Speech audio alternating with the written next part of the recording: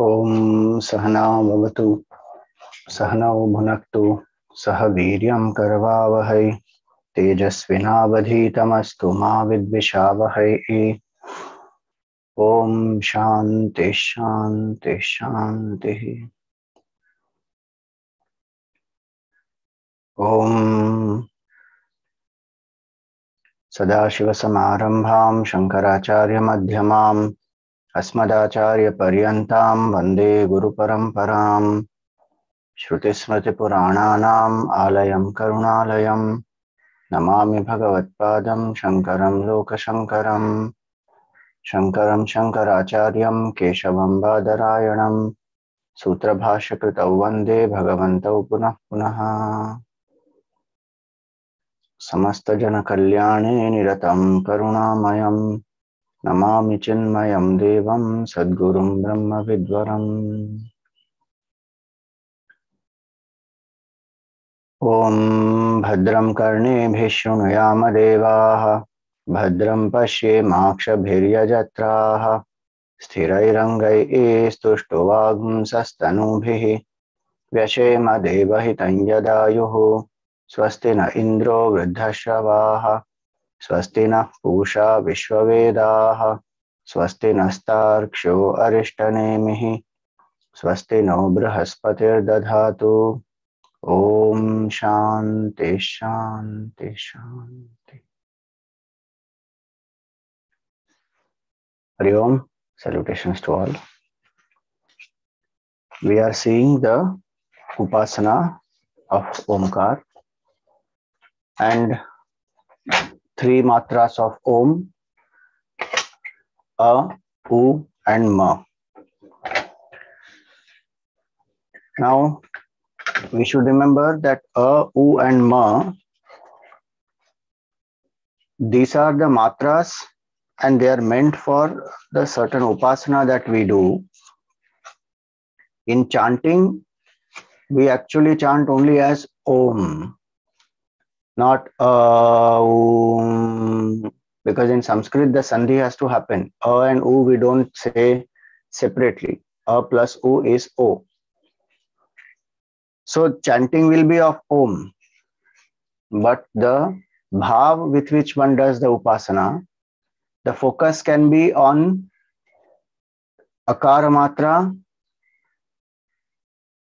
where Akar symbolizes the Virat, or focus can be on the Ukara Matra, which symbolizes the Hiranyagarbha, the total mind. But the third upasana, so these two are Karya Brahma upasana. The third upasana is not focusing on Ma, but chanting Om, focusing on Ishvara, includes Virat and Hiranyagarbha because that is Karana Brahma. So we are on that fifth mantra, which said this: Sapunaretam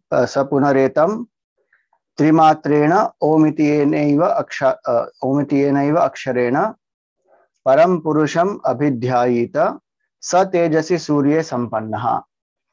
So that person unites after the moment of, after passing of the body, that person goes to Brahmalok. Now, one thing to understand here is what is the difference between this Ishvara Upasana and that knowledge that that person gets in Brahmalok. So, what we saw is this Upasana of Omkar is still an Upasana where there is a certain level of duality. Upasak and Upasya is there. In Virat and Hiranyagarbha, that is clear that it helps to drop the body identification by identifying with the consciousness, which is the totality expressing as this gross world. That is Virat Upasana. One identifies with the total subtle body, which is Hiranyagarbha, and drops one's sense of ego, means reduces, it keeps reducing. In this Ishvara Upasana, there is no form specific. Ishvara is unmanifest. Sagun Nirakar Upasana it is. So one absorbs the mind in the qualities of Ishvara, Sarvagnya, Sarvashaktiman, Sarvavyapi. He is the Karana of this whole creation, the cause of the entire creation, the controller of Maya. So gunas are there. And in that the mind is absorbed, and temporarily the mind also for some time may the karta bhav, bhokta bhav, the triputi what we spoke, experiencer, experienced, and the experience, that triputi becomes unmanifest, like in our deep sleep. It is not gone, it is unmanifest. Again, it will come up, like how we come out of deep sleep. The triputi for the sadhak will again come up, because one cannot be in that state for all time. It's an upasana one is doing, and so mind will go through fluctuations. In our situation, in our case, generally for a seeker, mind goes everywhere, but this upasak has trained the mind properly. So one goes into that state where there is a certain level of quietude, body identification has gone down, the ego has gone down, the triputi has become unmanifest. So one experiences bliss, great happiness. But it is still not Brahmajnan. Brahmajnan is the intuitive clarity that I am Brahman and I am not this Deha at all. I am not this Jiva at all. And there is only one Brahman. And there is no Ishvara also. There is no creator. There is no creation. That's the level of Brahmajnan. That the Upasaka has not yet got. This is still a very high state. Ishvara Upasana, Omkaar Upasana, the third matra, is not a small thing to achieve. But the person has not attained Jivan Mukti. One has not experienced intuitively the Swarupa. And the Nishtha in the Swarupa has not happened. Atma Nishtha, what we call, that has not happened. And then body drops. So one goes to Brahmaloka because one does not have any other desires for the world. Vairagya is so high. And intensely one has done this Upasana with that deep desire to know the Supreme. The goal is very, very clear. So they go to Brahmalok, and there Brahmaji gives knowledge and they get liberated. In Brahmalok also it is possible that somebody gets the knowledge there directly from Brahmaji, lives as a Jivan Mukta, and there is possibility, though it may be rare, that some karma or whatever vasana is there, if it comes up, then one may get distracted in Brahmalok also. That's why in the Gita Bhagavan says, Abrahma Bhuvanal Lokaha Punaravarti Norjuna. From here to Brahmalok, all these worlds are ephemeral and one may come back to seek, meaning the results attained through karma and upasana are temporary. Brahmajnan is the only solution for experiencing the infinite consciousness, abiding in that. So if the upasana is done and the person will go to Brahmalok, chances are one will get Krama Mukti because one has that intensity. But sometimes the person doesn't want Brahmajnan in that context. One may want to just go to Brahmalok and then come back. That is also possible. That's why Bhagavan says, Abrahma Bhavana Loka Punaravarti Norjuna. One can come back. So now, this is the Surya Loka, Surya Sampannaha. Yatha Padodaras Tvacha Vinirmuchyata Evam ha vai sa papmana vinirmuktaha. We saw this example of the snake coming out of its old skin, how effortlessly it comes out without any pain, and the snake skin will remain as it is. It just glides out of it. The old skin will remain as it is there. Same way, this person is liberated from all papa. Sa samabhir unniyate, and sama mantras, sama mantra devatas, they will take brahma lokam. Sa etasmat jiva ghanat parat param, and that person attains that state higher than Hiranyagarbha, that is Ishvara, and contemplating there Purusham Ikshate, experiences that supreme, and Tadetav Shloko Bhavataha. There are these two Rig Veda mantras given because this Prashnopanishad comes in the Brahmana portion. It does not come in the Upanishad portion of Atharva Veda. So Pipalada Rishi keeps quoting mantras from the Upanishad portions of the Rig Veda to support the answers that are being given. Now coming to the commentary, Sa punaretam omkaram trimatrena trimatra vishaya vijnana vishishtena omityenaiva aksharena param suryantargatam purusham pratikena abhidhyayita. Till this we saw yesterday, that a person worships the Supreme Ishvara by chanting this Omkar and not focusing on just one matra but the entire Omkar. But the bhavana is, I am worshipping that Supreme Ishvara who is the Karana. And the external manifest symbol of that Ishvara is Surya. Suryantargatam Purusham. So in the state when one has withdrawn, one is thinking of Ishvara, Sagun, Nirakar, and meditating on the gunas, chanting the Om. And when one is living in the world, doing the duties, one remembers the sun is the manifest symbol of that Supreme Ishvara. So that Supreme Purusha who illumines the sun, who illumines the entire creation, that's what it means. Sun illumines the whole creation. So that one cause is Ishvara, who is the source of this entire creation. One remembers that while living in the day-to-day transactions.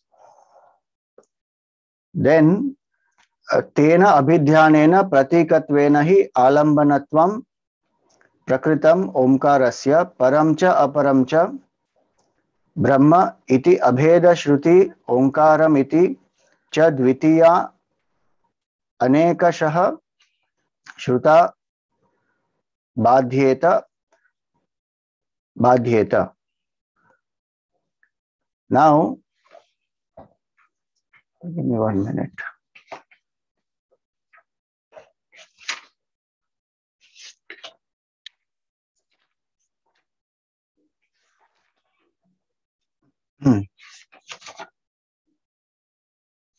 Right.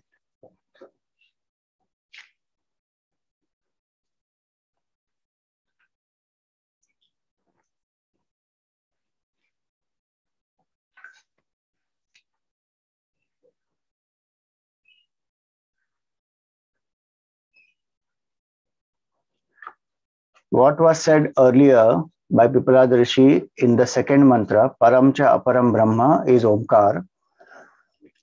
So for this sadhak, the upasana that one is doing, one remembers Omkara as one uses Omkara as an alambanam, as a support for connecting to that Supreme who is expressing as Parabrahma and Aparabrahma. So Parabrahma is the Ishvara, Karana Brahma, and Aparabrahma is Hiranyagarbha and Virat, the Karya Brahma. Meaning to say that when one chants Om, all the three are included.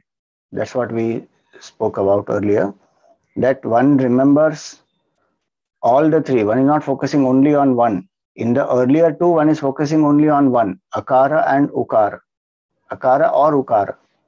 So Virat or Hiranyagarbha. Now here one focuses on Ishvara, who includes the other two also. द्वितीया अनेकशः श्रुता बाध्येत अन्यथा यद्यपि तृतीयाभिध्यानत्वेन करणत्वम् उपपद्यते तथापि प्रकृतानुरोधत्रिमात्रं परं पुरुषम् इति द्वितीयैव परिणेया त्यजेदेकं कुलस्यार्थे इति न्यायेन.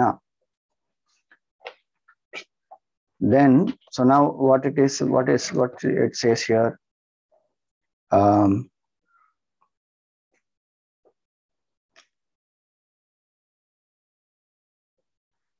Moreover, on any other superimposition, the frequently used accusative case, this is now little grammar that comes into picture now.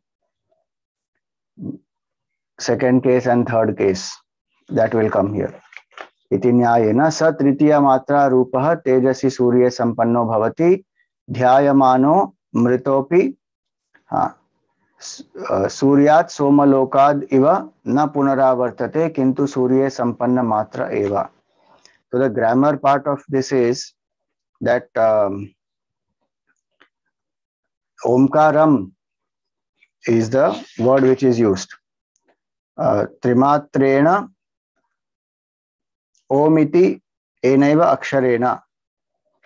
So he says here that the frequently used accusative case in Omkaram, second case, in the text will become unjustifiable, although from the use of the instrumental case Trimatrena, that is the third case in Sanskrit, Trimatrena, and interpretation in the instrumental sense is quite in order. Still, in conformity with the text, Trimatrena, etc., should be converted to the accusative form, thus Trimatram Param Purusham. So instead of Trimatrena, it should be Trimatram Purusham, because what the person meditates on is the object of meditation. The object is in second case. So it should be not Trimatrena, but it should be Trimatram. So that's a little grammar part of it. Like I meditate on God. So I is the subject, God is the object, second case. But here it is said by, third case is by. So Trimatrena, by the three matras. But these three matras are Om only, meaning those three matras represent God only. So though Om is the symbol, Alambanam, a support, but Om itself represents that supreme truth. So instead of using third case, it should be second case, understood by us as second case. Meaning don't distinguish between Omkar and the supreme. Don't say Omkar is the means and something else is the goal. Omkar itself is that means and the goal, both. So the three matras, they represent that Omkar, that supreme Brahman only. In 3 degrees, Ishvara, Hiranyagarbha and Virat. So don't think that through Omkar something else is reached. What is reached also is Omkar, and what is being used to reach that also is Omkar. That's the point here. Trimatram Param Purusham on Om, associated with the knowledge of the 3 letters as the supreme Purusha, so as to accord with the adage, the individual should be sacrificed for the family. Now, what happens by this meditation, this complete identification, what will happen to this person? One has still not realized the 4th Amatra Om, or the identity that I am that pure consciousness, and abidance in that has not happened. But one has reached this high level of Upasana and one has dropped the body. Then Tritiya Matra Rupas Tejasi Surya Sampannaha, because one is identified with this Ishvara, Dhyayamano, Mritopi, even when one is dead, then Suryat Somalokad Iva Na Punaravartate. When one goes to Brahmaloka, then just like how from Somaloka, Chandraloka or Swargaloka, one came back.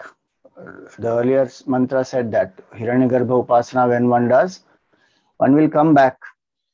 Here the mantra says one will not come back. This is again the assurance. Like earlier, the first Upasana, Akar Upasana, the assurance was that this Jiva will get a Manusha Loka and will come to Bhuloka, Manusha Yoni, and in a place where tapas, shraddha, brahmacharya can be followed and one continues the journey. That's the assurance given in that mantra for that upasana. For this upasana, it is that jiva will not come back. This faint possibility of that jiva coming back is also not there. Why? Because this jiva has done such upasana that one is fully identified with Ishvara, tries to do the dhyan of Ishvara with complete absorption, identification. So the mantra says that that person will go there and will get krama mukti, will not come back. That's the meaning. So again, this is an assurance the mantra gives. Now the example given here is of the snake. And very interesting name is used for snake. Sarpa is not used. Sarpa means which slithers. Padodara is used. Whose belly is its feet. The snake doesn't have other feet. It crawls on its stomach. That's why it's called uraga also. Uraga or padodara.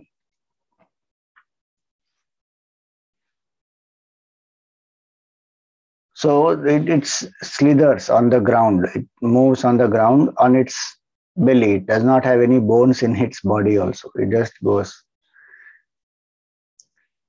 Meaning the spine and all is not there. It just goes such a... If you hold a snake, very interesting. It just slips. And as it moves, it's very smooth. It just moves. Effortlessly, it just glides. So, padodaraha. Yatha padodaraha sarpaha tvacha vinirmuchyate. How that snake leaves its skin. Jirnatvag vinirmuktaha. Tvag is the skin. The old skin, how it leaves, vinirmuktaha. Sa punar navo bhavati, and it becomes new. In that way, evam hava esha, meaning in this way, this seeker, yatha drishtantaha, in the way in which the example is given, in that same way, sa papmana sarpa tvak sthaniyena ashuddhi rupena vinirmuktaha. One is freed from papa. What is the meaning of one is freed from papa? So when one is doing this upasana in this life also, one has done maximum sadhana, dharma, one has followed. But there are possibilities where the seeker may have done something in this life or in past lives where there may be certain negative karmas, what one has done. Now, one has to go through the results of those karmas. What will happen to those karmas? So the mantra says a person will be freed from all that and become eligible to go to Brahmaloka by the power of this upasana. Because if that papa, etc., will manifest, for that one has to take a body in appropriate lokas, in appropriate yonis, then one can't go to Brahmaloka. So again, this is an assurance the mantra gives that person will be freed. Oh, Swamiji, then we can do all types of papa and then do Ishvara Upasana. It will not happen only. If the mind is not purified, it cannot do this Ishvara Upasana. We are talking about some papa done before one took up this sankalpa, before one transformed, and somewhere in some earlier life one would have done, or in this life also one may have done earlier, but now one has completely changed, purified the mind. Why make the mind impure from whatever it is right now? Why do papa karma, make it fully impure and then again put effort to purify and then again come to the sadhana level of upasana and then go to... Why not all that is required? Might as well go from now where we are to start doing the upasana, following the path of dharma, and keep moving. No need to take this as a licentiousness to do any papa and then say that, oh, Ishvara Upasana will release me from that. No, no. Like the first Upasana had that assurance that one will come to Manusha Loka, Manusha Yoni. In that way, this is again an assurance that Papna Vinirmukta. And that person will go to Brahmalok. No need to go anywhere else in any other yoni to exhaust those karmas and then go. No, it will get speeded up. This is what I was saying earlier, that nature also helps, Prakriti also helps. These are some ways by which it happens. So, Vinirmuktaha. Samabhis tritiya matra rupaihi urdhvam unniyate. The Samad mantra devatas will ensure that this upasana, when one has done, the person is taken higher to the Brahmaloka, where Brahmalokam Hiranyagarbhasya Brahmano Lokam Satyakhyam. So one will be taken to that Brahmaloka. Some people call it Hiranyagarbhaloka, Satyaloka. These are different names, but it means Brahmaloka only. Satyakhyam. Sa Hiranyagarbha Sarvesham Samsarinam Jivan Atmatma Bhutaha. So Hiranyagarbha is the total subtle body. Sahi Antaratma Linga Rupena Sarvabhutanam Tasminhi Lingatmani Samhata Sarve Jivaha. So Hiranyagarbha is, as we saw earlier, is a total mind which illumines all the individual minds, and in whom all the individual jivas are established. So Hiranyagarbha is that the word which was used, Tasmatsa Jiva Ghanaha. The mantra uses the word Jiva Ghana. Ghana means full of. So Vijnana Ghana means full of knowledge. There's nothing else there. Dugdha Ghana means full of milk. There's nothing else in that pot except milk. So like that, Jiva Ghana means Hiranyagarbha is all the jivas put together. So Hiranyagarbha is supreme, para.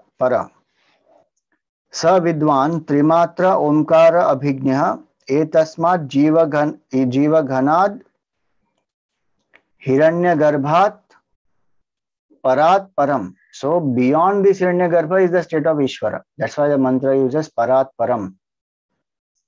Paramatmakhyam. Who is that Parat Param? Ishvara is called Paramatma and is Supreme Brahman functioning through this Ishvara. So one meditates on that Ishvara. Purusham Ikshate. Meditates on the consciousness manifesting through Ishvara and Purusham Ikshate. And who is that Purusha? That very consciousness which enlivens that total causal body is the consciousness enlivening the individual jivas also. Puri Shayam. Puri means this body. Puri Shayam. Sarva Sharira Anupravishtam. And that is what has gone as though entered into all. That's why Ishvara is also called Antaryami. The inner controller, the inner indweller controller is Ishvara. In the Gita, Bhagavan says, Ishvara Sarva Bhutanam Hriddeshe Arjuna Tishtati. Ishvara is in the hearts of all the beings. So he is called Antaryami.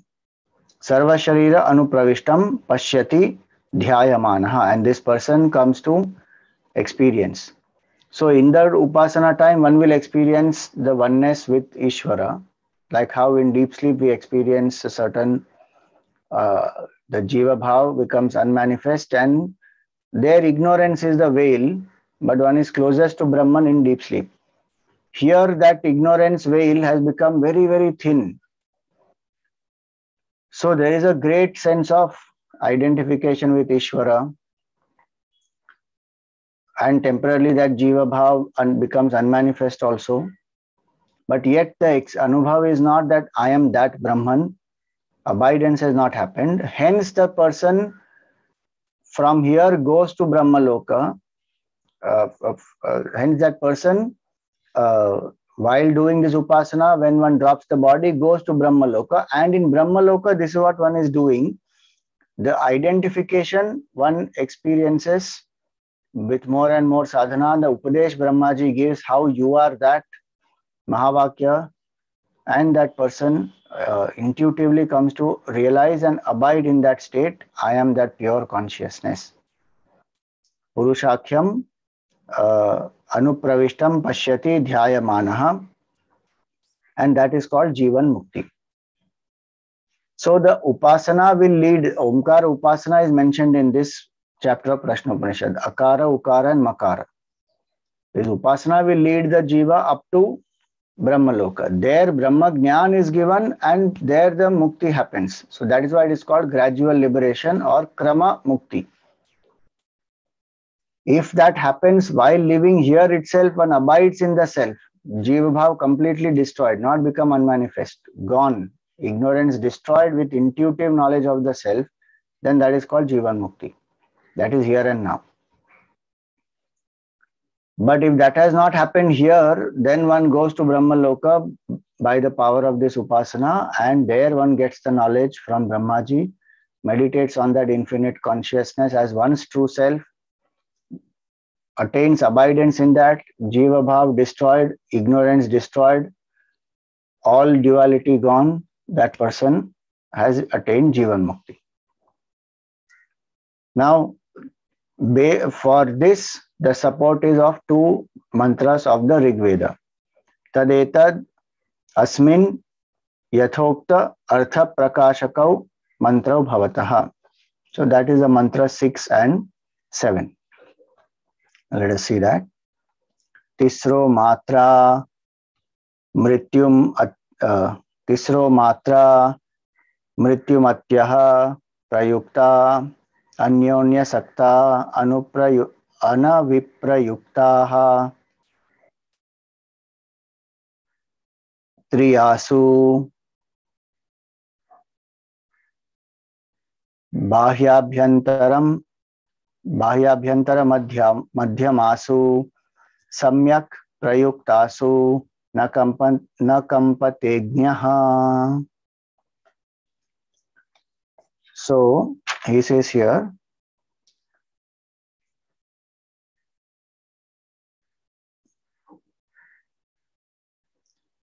Tisra Sri Samkhyaka Akaro Akarokara Makarakhya.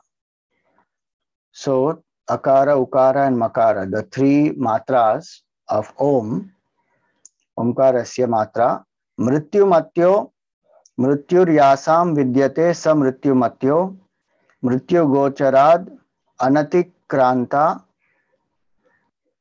Mrityugochara eva ityarthaha.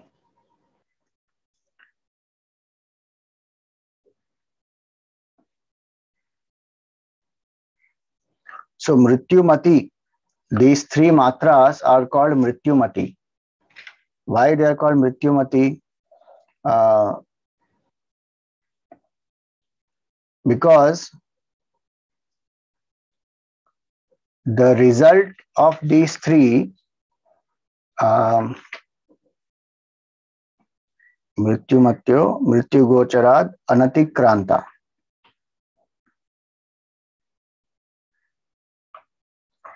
Mrityugocharaha eva iti arthaha. Right. So here he says that the results of upasana are always limited, finite. In Vedanta we call finite what is finite and limited as which is continuously changing, and that is death. Change is death. Results of upasana, however great, will always be limited only. Unlimited realization or experience happens only through Brahmajnana. So here he says that these three letters Akara, Ukara and Makara are encompassed by death, not outside the pale of death. Meaning they are surely within the grasp of death. So, what does that mean? Vishwa, Taijasa and Prajna. Vishwa is the identification of the consciousness with the waking state. So the waking ego is called Vishwa, dream ego is called Taijasa, deep sleep ego is called Prajna. All these are finite or not, they come and go one by one.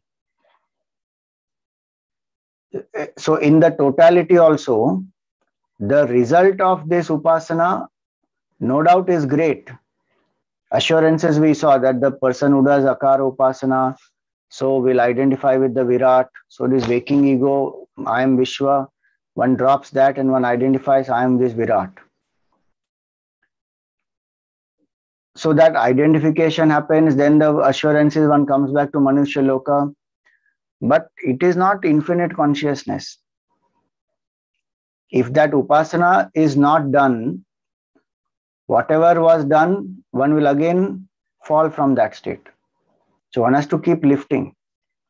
Till the abidance in Brahman doesn't happen, one has to keep on putting the efforts and lifting, because the results of all upasanas are finite. Results of karma also is finite. It is only a result of knowledge which makes us realize infinite consciousness by destroying avidya. So that's why here he says that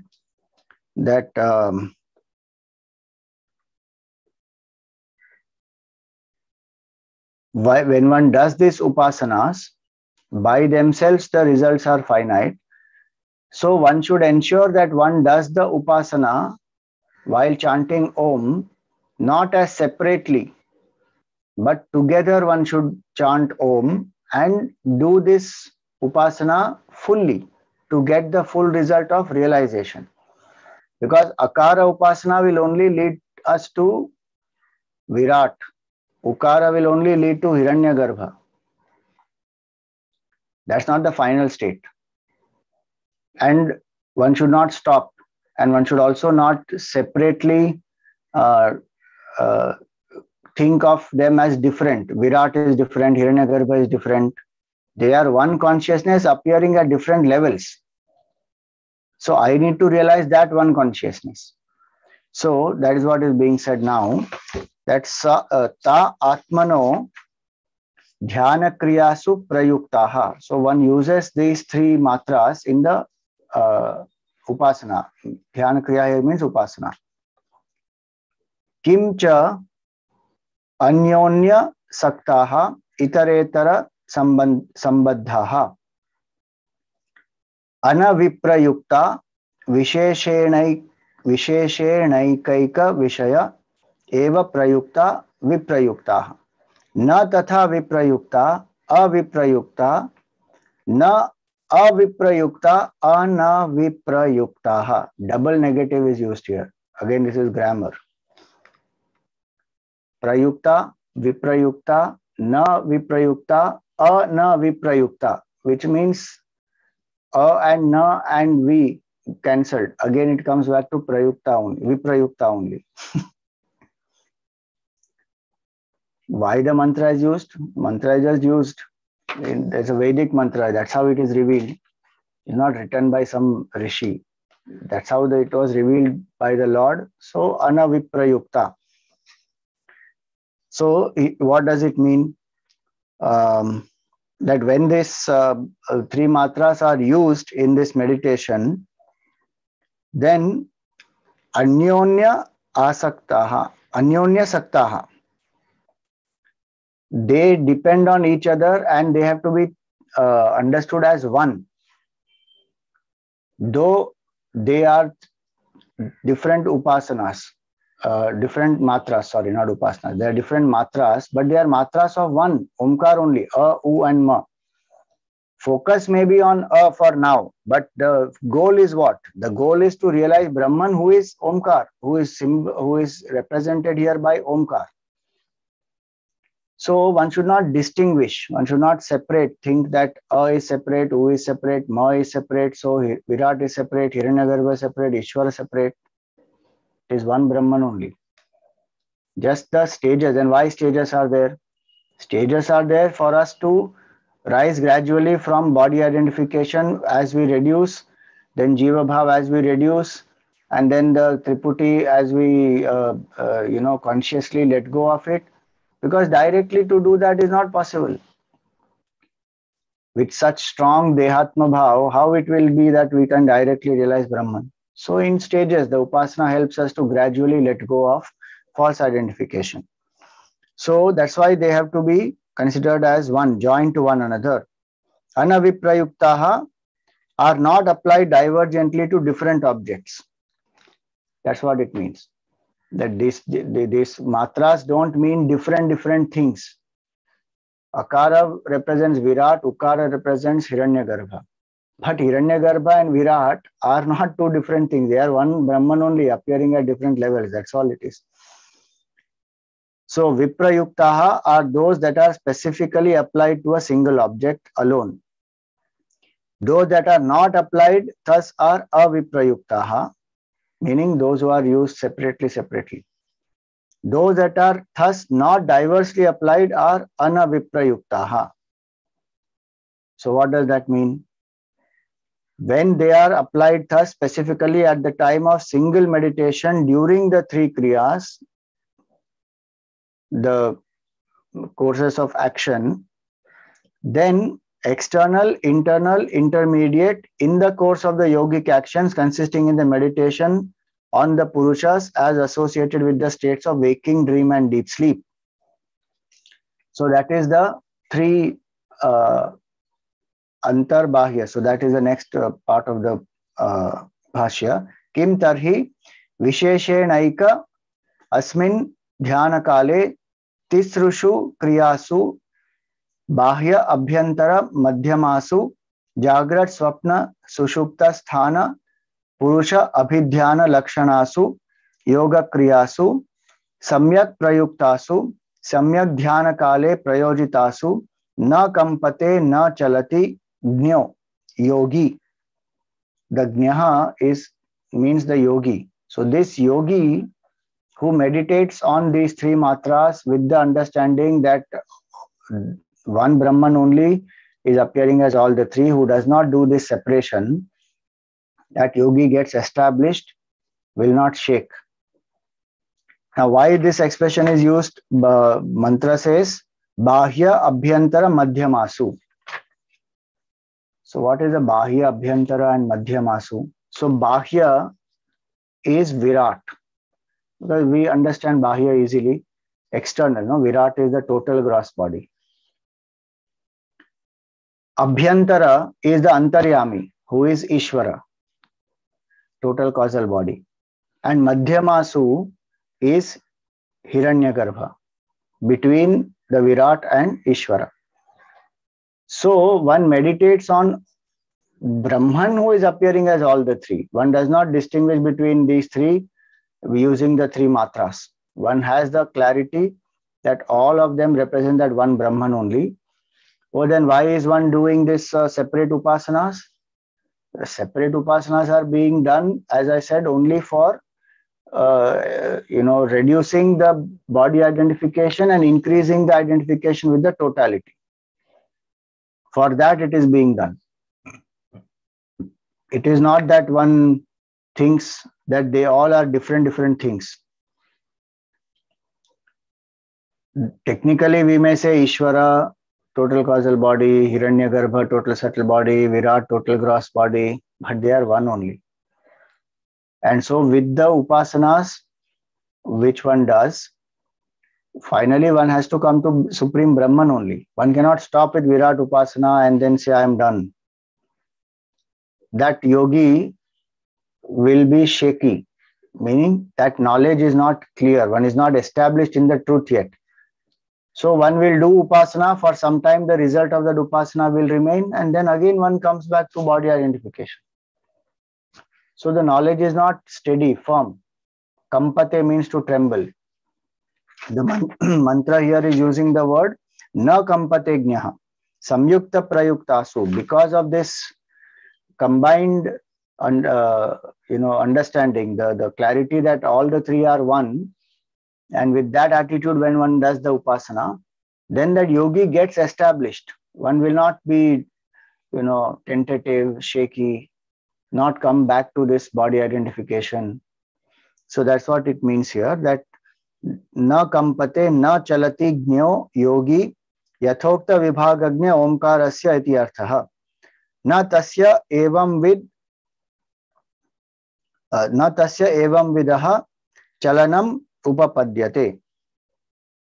Now the mantra says here that nothing in this world then will deflect this person.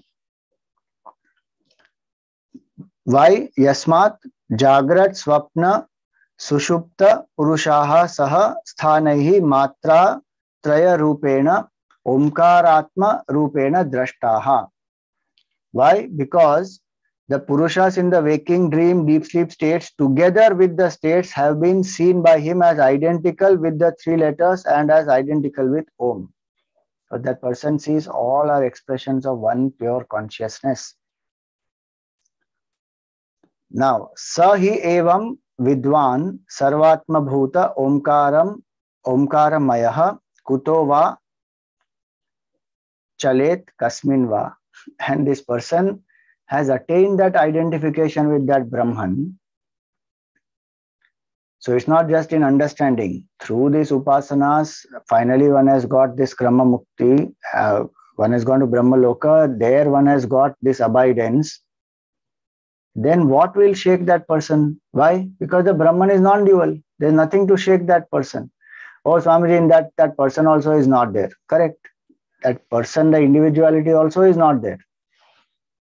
What remains? Brahman alone was, is, always will be. No duality there.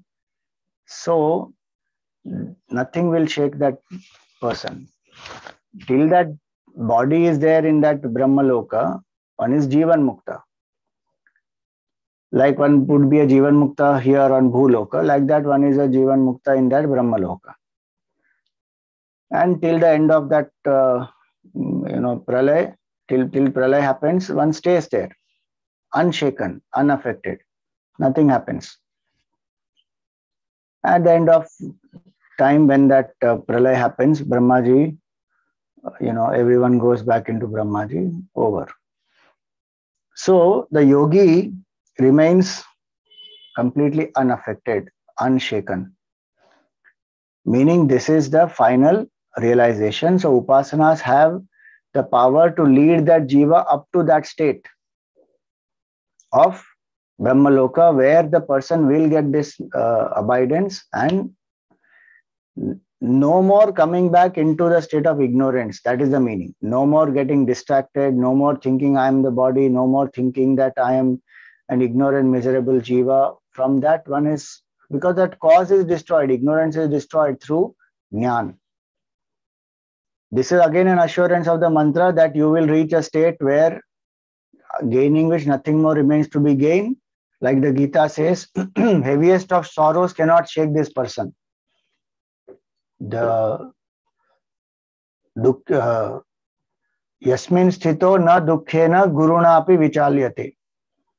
Even the heaviest of sorrows will not shake this person. That's the meaning. This is the greatest gain, gaining which nothing more remains to be gained. Yam labdhva chaparam labham manyate na adhikam tataha. There is no greater gain after gaining this.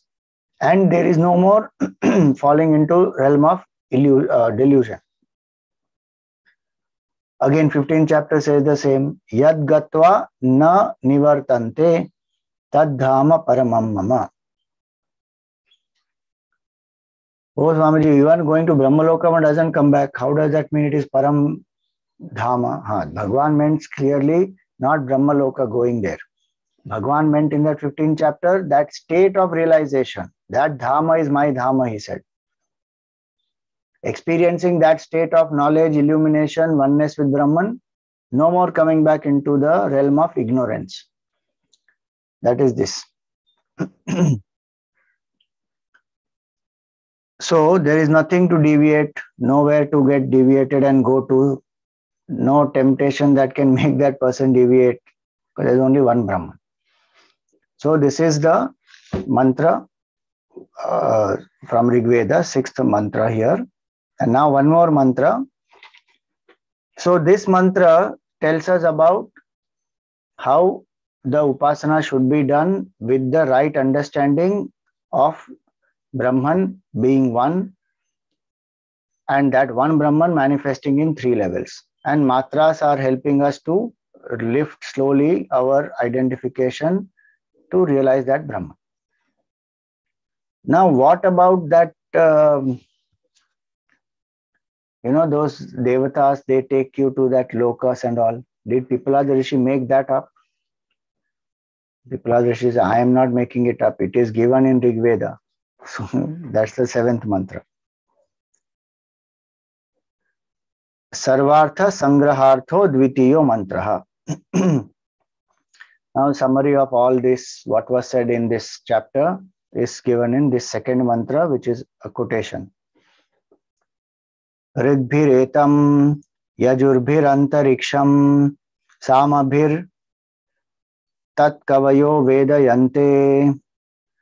Sorry, samabhir yat tat kavayo vedayante tam omkare naiva ayatanena anveti vidwan yat tat shantam ajaram amritam abhayam param cha eti.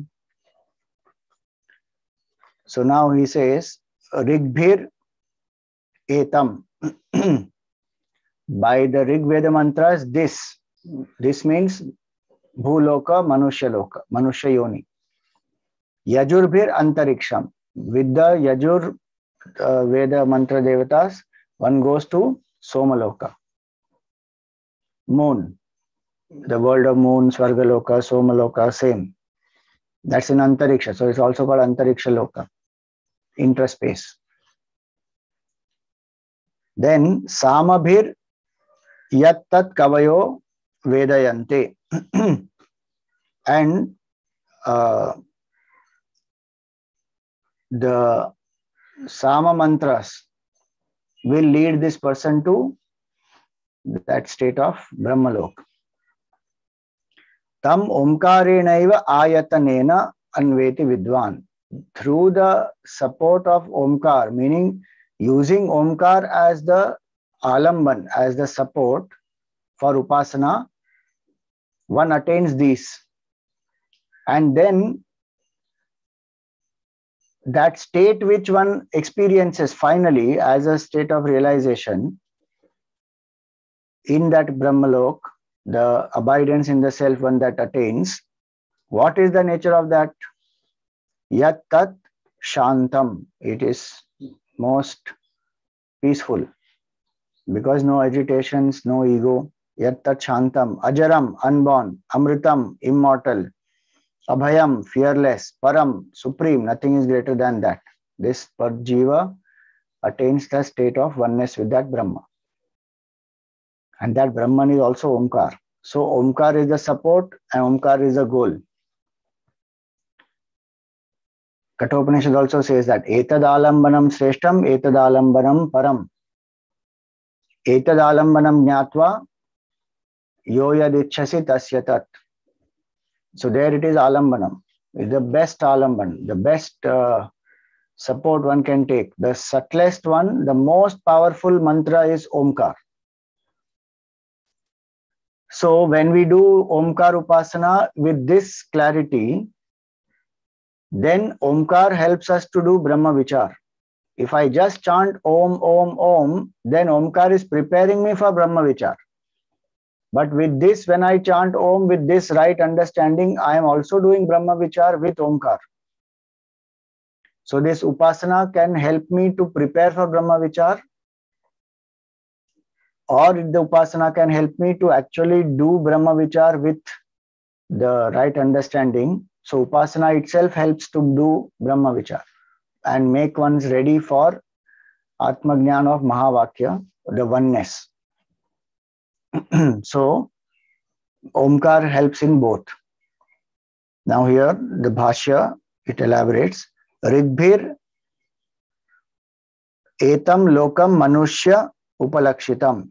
This Rig mantras will bring one to the Manushya Loka. Yajurbhir antariksham somadhishtitam.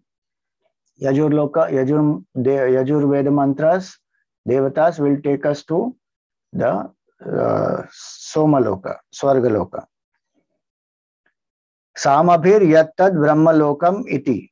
And Sama mantras will take the Jiva to Brahma Loka. Iti. Tritiyam Kavayo Medhavino Vidyavantah eva na avidvamso vedayante. Who knows about this Brahma Loka and the state of the Jiva in that Brahma Loka is a Vidwan who will know this. Somebody who has not done this Upasana, who doesn't have this clarity, and who is just chanting Om for this, as a sound symbol just to quieten the mind, that person will not reach there.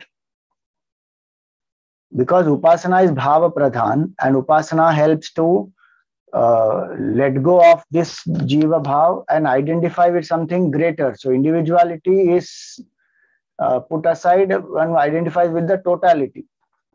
Then the result will come that one will go to those lokas, depending on what type of Upasana one has done. If I'm just chanting Om, Om, Om, Om, by itself it will not give this result. Because the bhavana is not this, the identification is not with the total. I will remain an individual, but I will have more concentration power. I will have some purity of mind also. And that may further lead me to satsang, where I will get this knowledge and the journey will continue. But here he makes it clear that na avidvamsaha, because vidwan is the word used in the mantra. Who is vidwan? Who knows all this, and who has done the upasana with this right understanding and right bhavana. Both are important. Understanding and feeling, both. That person will go to these lokas, either Manusha Loka or this Soma Loka or the Brahma Loka, as per the upasanas. So he says here, na avidvamso vedayante. The person who doesn't know all this will not reach there. What does that mean? The importance of having understanding and having the right bhav, the feeling. These two are important in upasana. Without that, if we just say, I am doing, but I know I'm not getting result, because one is not doing with understanding and with the feeling. Upasana is meant for that.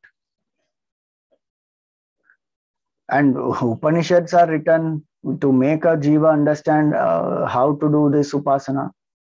The purpose of Upanishad actually is not to tell us how to do upasana. Purpose of Upanishad is to only give Brahmagyan, the highest knowledge.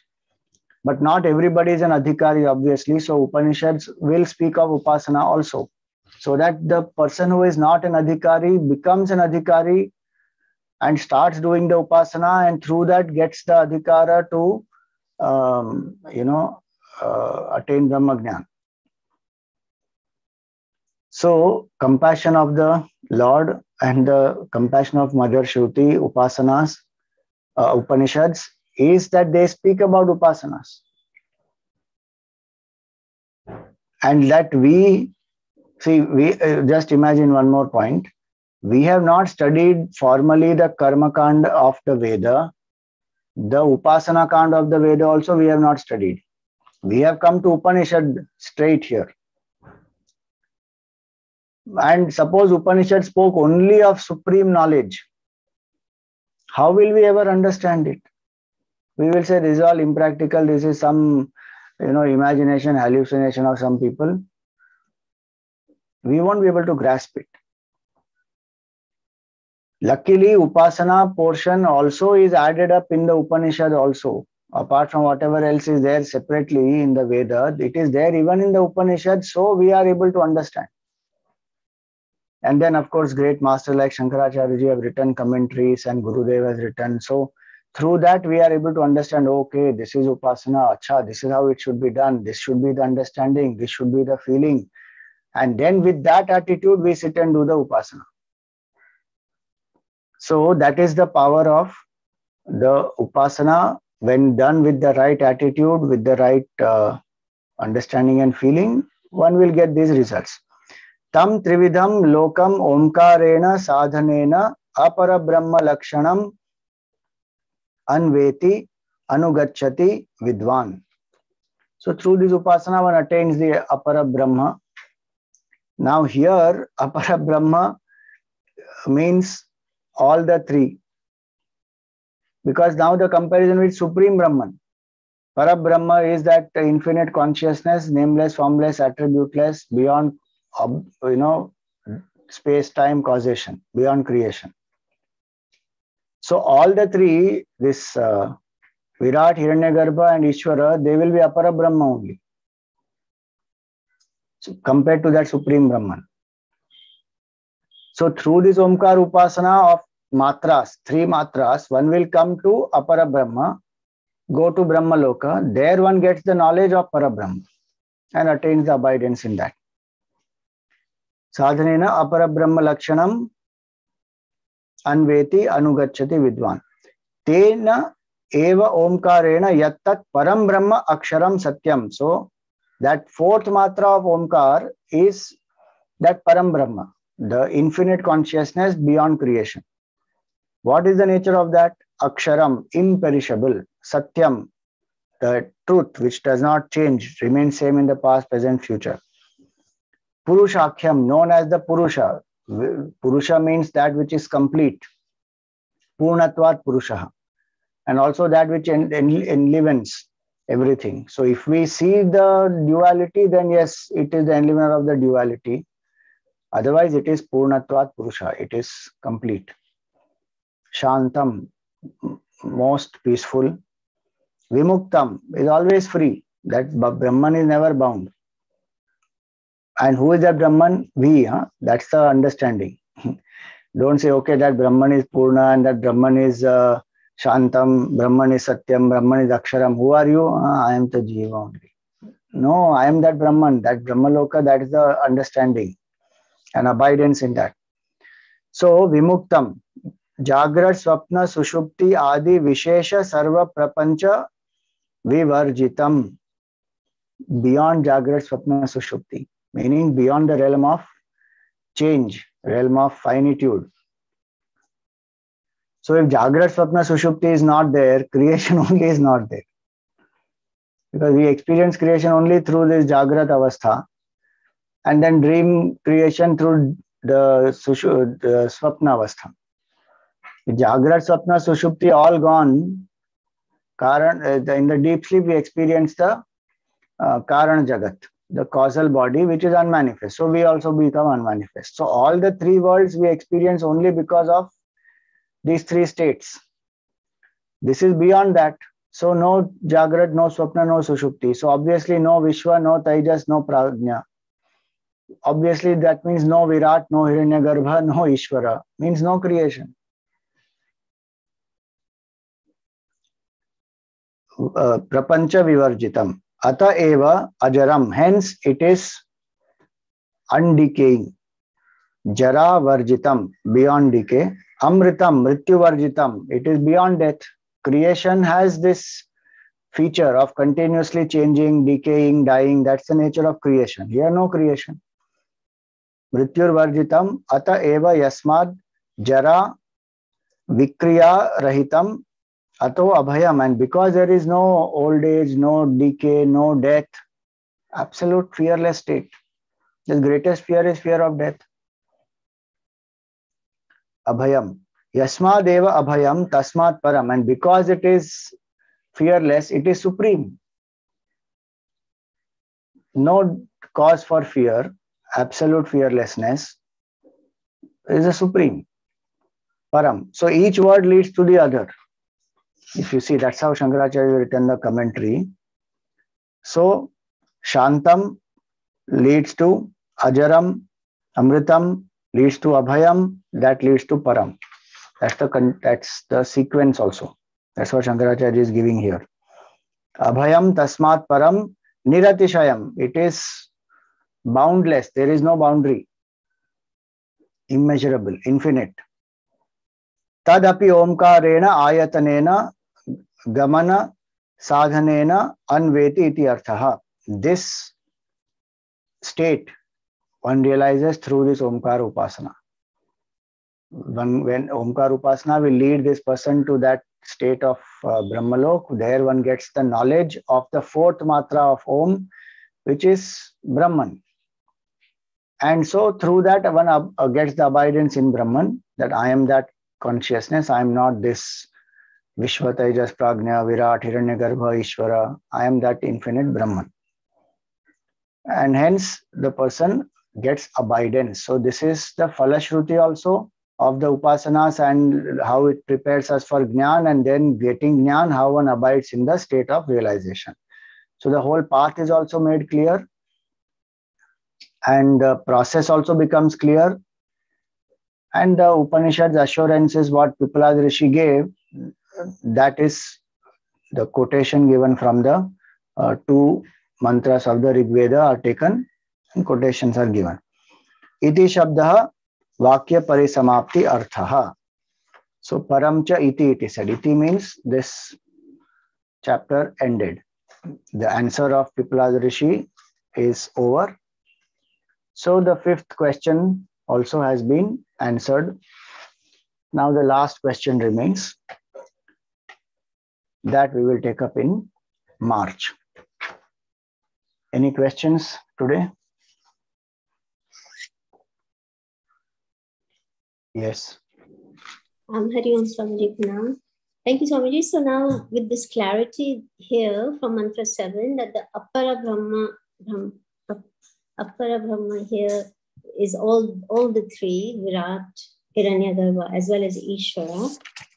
I just want to relate this understanding now with earlier what we said in mantra 2, where that time Swamiji said that the Appara Brahma is talking about when it says, what was it? Paramcha, Aparamcha. So at that time, the Appara Brahman, the lower Brahman, was just the Virat and Hiranyagarbha. And Swamiji said that here we must understand the Parabrahma is not the Nirgun Nirakar, but Sagun Nirakar, right? For that mantra too. So would that still hold, or should we say that, because you see, I got a little bit, Gurudev's commentary takes it differently. He already talks about the silence. So in Gurudev's commentary, he takes the Parabrahma, even in mantra 2, to be the highest. So I just want to understand correctly from Swamiji how we should take it. See, so Gurudev's commentary, he does take it. He doesn't go too much into technicalities, right? Which is the approach Gurudev took. And ultimately, it is a fact. I mean, ultimately, it is both are right because it is one Brahman. Yes. So the idea is to focus on that Supreme Brahman. But from technical standpoint, if we ask, then Parabrahma is Virat and Hiranyagarbha. As far as the Upasanas are concerned, from Upasana standpoint, there is a division, no? Karya Brahma, Karana Brahma, there is a division. So then Karya Brahma is the Appara Brahma, which is Hiranyagarbha and Virat, because they are the effects. What is the cause? Is Ishvara, is Karana Brahma. So Sagun's Sakar will be the Upasana for Karya Brahma, which is Virat and Hiranyagarbha. Sagun Nirakar will be the Upasana for the Ishvara, who is Karana Brahma. Because we are at that point talking at Upasana level. And trying to understand the Upasana of Akara, Ukara and the Makara, symbolized by the full alphabet Om, full Om. So there the division is done like that. But from Brahman standpoint, absolute Brahman standpoint, where the knowledge of Supreme Brahman is attained, then everything else is Appara Brahma only. Then Ishvara also is Appara Brahma, because what creation and which Ishvara, what Maya, there is nothing. There is only one Para Brahma.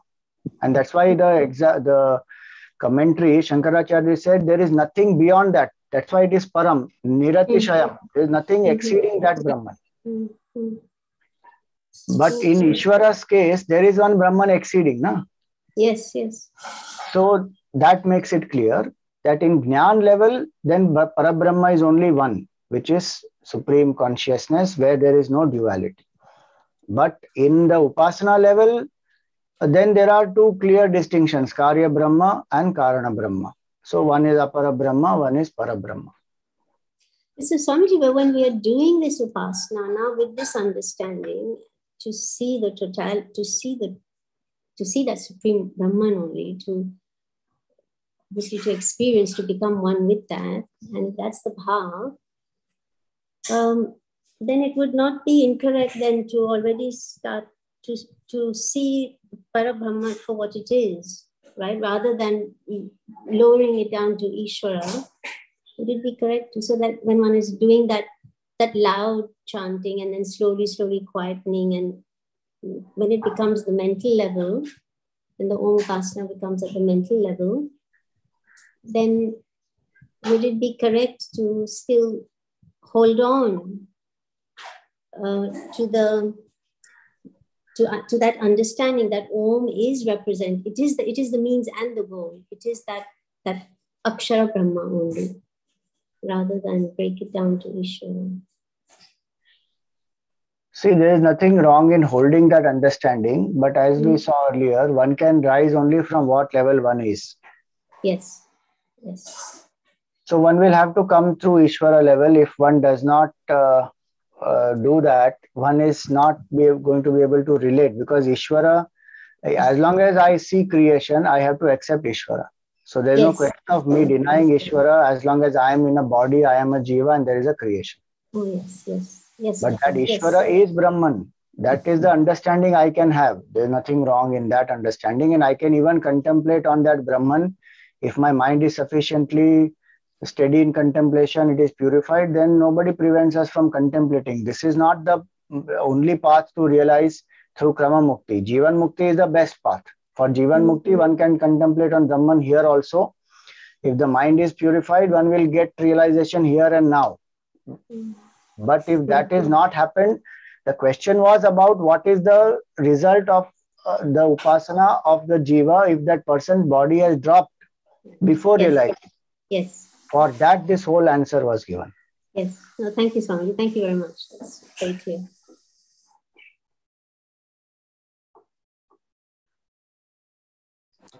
Hari Om Swamiji, as we have done the for Virat we do the Upasana, for Hiranyagarbha we do Upasana, for Ishwar we say Ma Upasana.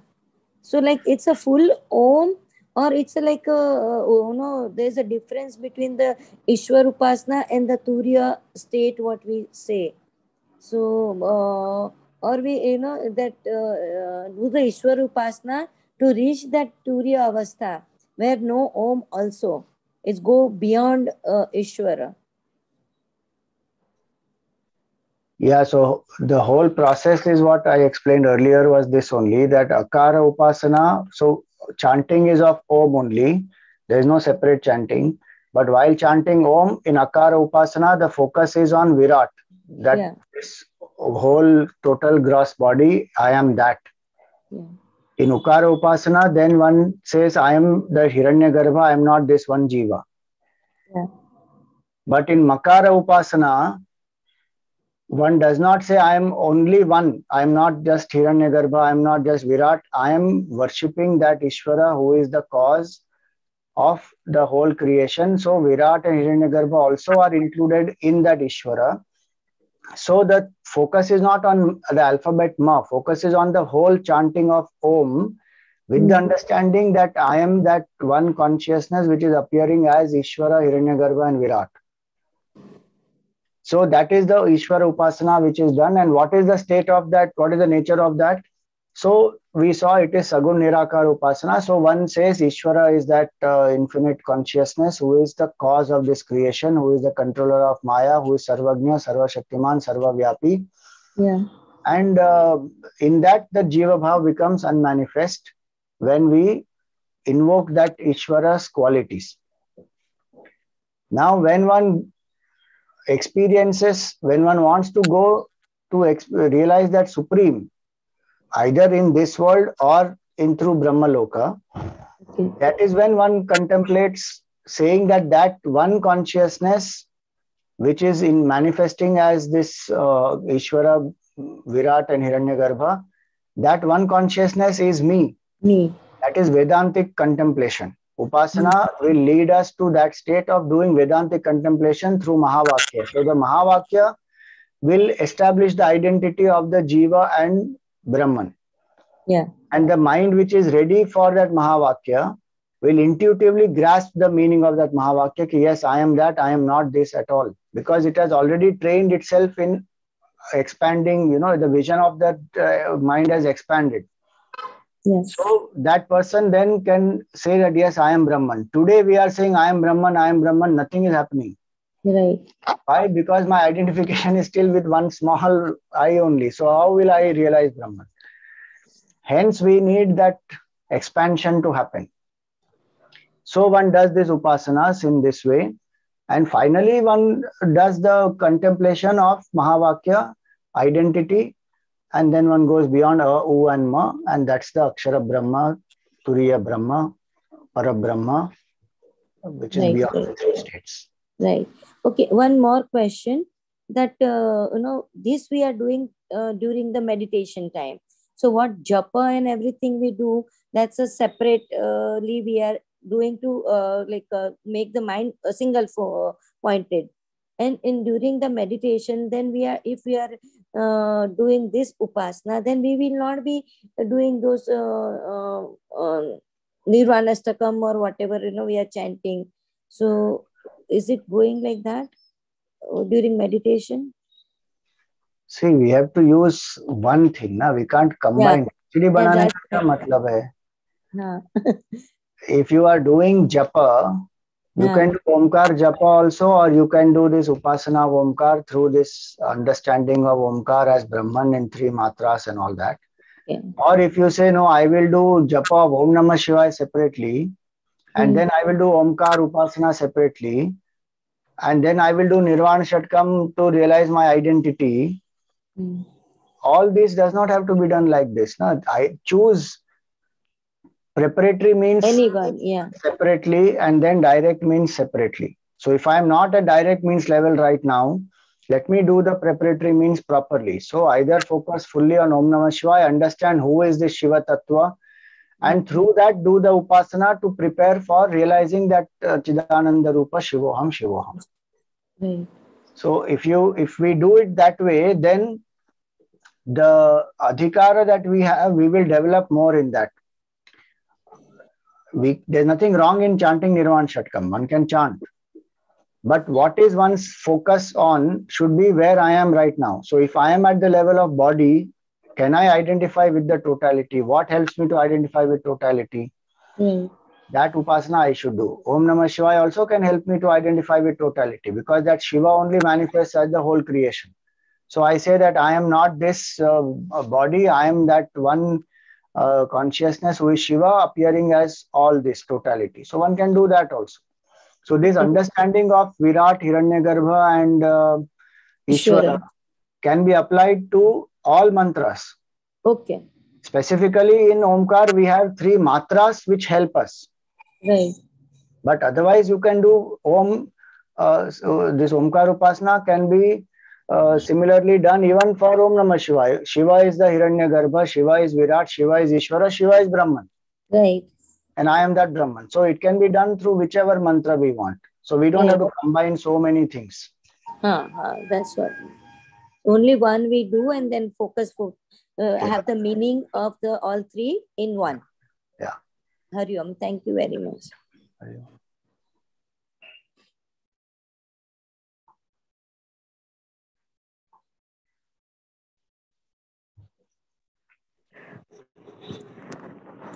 Hari Om, Swamiji.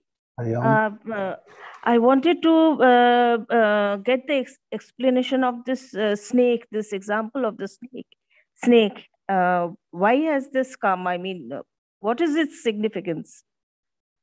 So as I said in the class, that the assurance of the mantra is that jiva will go to the Brahmaloka. So whatever karmas one must have done in the past, some negative karma one may have done, or whatever, or even the positive karmas, which may need the jiva to take any other form in any other loka, in any other yoni, that the jiva need not go through. The jiva will go straight to Brahmaloka and get the exit from there. Jivan Mukti will happen.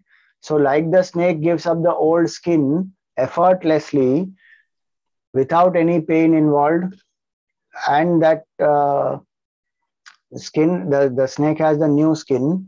In that same way, this mantra, the mantra devatas of the Samaveda will take that jiva as effortlessly to the Brahmaloka without any other deviations, and that jiva doesn't have to go through any negative karmic effects. So that's the significance there.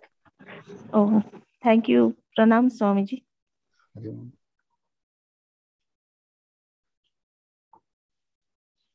Om Purnamada Purnamidam Purnat Purnamudachyate Purnasya Purnamadaya Purnameva Vashishyate.